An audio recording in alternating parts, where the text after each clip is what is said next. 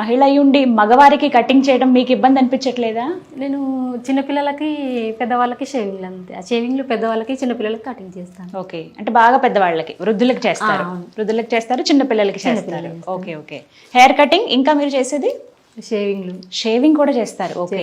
And నేను board చూసాను, bleaching ఉంది, పెళ్లిళ్ళకి మేకప్ కూడా ఉంది. ఇవన్నీ మీరే చేస్తారా? లేదు, నేను చేయను, మా ఆయన చేస్తాడు. కానీ ఇప్పుడే కదా నేను కూడా మీరు నేర్చుకుంటున్నారు. కానీ మీకు అంటే చుట్టుపక్కల వాళ్ళు మిమ్మల్ని ఏం అనలేదా? మీ వారు చేస్తారు కదా, నువ్వెందుకు మగవాళ్ళకి చిన్నపిల్లకి నువ్వు ఇలా చేయటం కరెక్ట్ కాదని ఎవరైనా అనడం ఫేస్ చేస్తారు? ఫస్ట్ అన్నారు, ఇట్లా ఆడవాళ్ళు చేయడం ఏంది, బ్యూటీ పార్లర్ చేస్తారు కానీ మగవాళ్ళకి చేయడం ఏంది అని అన్నారు.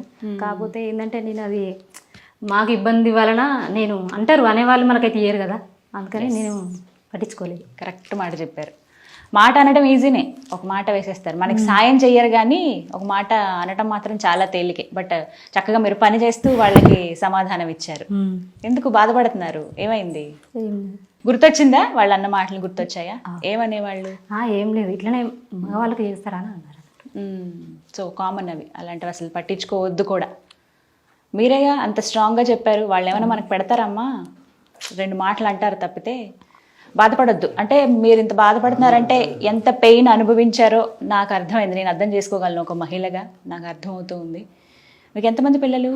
పిల్లలు లేరు. ఎప్పుడైంది మ్యారేజ్? 13 సంవత్సరాలు అవుతుంది.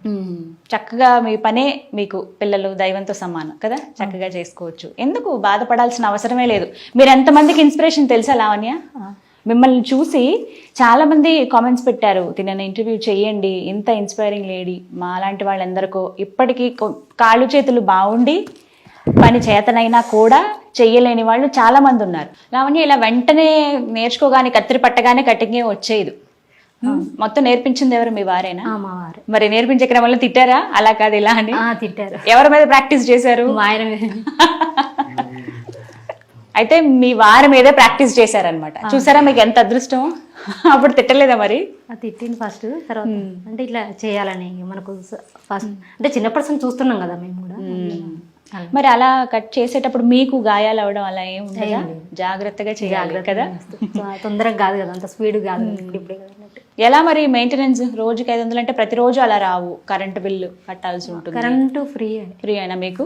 పోలండి, ఈ బాధ లేదు. అండ్ నెక్స్ట్ ఇంకా రెంట్ ఉంటుందా దీనికి? ఉంది, 3500.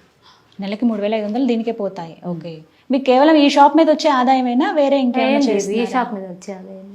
ఇలా పిల్లలతో ఒక్కోసారి, ఇప్పుడు పిల్లలకి చేస్తూ ఉన్నారు, పిల్లలు ఏంటంటే మాకు డిఫరెంట్ స్టైల్ కావాలని వాళ్ళు ఊహించుకుంటారు. వెనకాలే వాళ్ళ పేరెంట్స్ నుంచుని ఉంటారు, నీకు ఆ కటింగ్ వద్దు, ఈ కటింగ్ వేసుకో అని. సో అప్పుడు ఏమన్నా చిన్నగా గొడవలు ఆడడం, పిల్లల్ని తిట్టడం ఇవన్నీ చూస్తూ ఉంటారా మీరు? చూస్తుంటారు. ఏమంటారు వాళ్ళని? వాళ్ళ తల్లిదండ్రులు కోపానికి వస్తారు కానీ ఆ పిల్లలు మాత్రం వినరు. వాళ్ళ స్టైల్ వాళ్ళకే కావాలి. మరి మీరేం చెప్తారు అప్పుడు? వాళ్ళకి నచ్చినట్టు ఇప్పుడే కదా, తర్వాత అయితే వాళ్ళు అప్పటికి వినరు కదా అని. పెద్దవాళ్ళు కూడా స్టైల్స్ అడుగుతారా లావణ్య? పెద్దవాళ్ళు కూడా అడుగుతారు. ఎలాంటి స్టైల్ అడుగుతారు? ఇక ఇప్పుడు వచ్చే ట్రెండ్ దేన్ని ఏది వస్తుంది. సో బ్లీచింగ్ ఇవన్నీ మీరు కూడా అలవాటు ఉందా మీకు? ఇప్పుడు కదా నేను చేస్తున్నాను, నేర్చుకుంటున్నారు ఇప్పుడు. సో మీలాగా చాలా మంది మహిళలు ఇలా చేస్తూ వాళ్ళ కాళ్ళ మీద వాళ్ళు నిలబడటం కావచ్చు, ఏదో ఒక పని చేద్దాం అనుకున్న వాళ్ళు చాలా మంది ఉన్నారు. అలాంటి వాళ్ళకి ఏం చెప్తారు లావణ్య మీరు? ఎందుకంటే మీరు ప్రాబ్లమ్స్ ఫేస్ చేసి ఇక్కడ దాకా వచ్చారు కదా. ప్రాబ్లమ్స్ అంటే కదా బయట అనుకునే మనకు వినబడతాయి కాబట్టి అట్లా మేము అనుకున్నాము. కాకపోతే నేను అవి పట్టించుకోలేదు, ఎందుకంటే మేము అప్పులపాలు అయితే మాకు ఎవరు ఇచ్చిన లేరు కదా, మళ్ళీ మాకు మేము చేసుకోవాలి కదా. అంటే మీరు ఏమైనా చెప్పాలనుకుంటున్నారా? అదే నేను అడుగుతాను. ఎందుకంటే మీలాంటి వాళ్ళ నుంచి వచ్చే మాటలు ఇంకొక 10 మందికి కాస్త ఆదర్శంగా, ఇన్స్పైరింగ్గా అనిపిస్తూ ఉంటాయి. అంటే అదే ఎవరి వృత్తుల వాళ్ళు రాణించాలని నేను అనుకుంటున్నాను.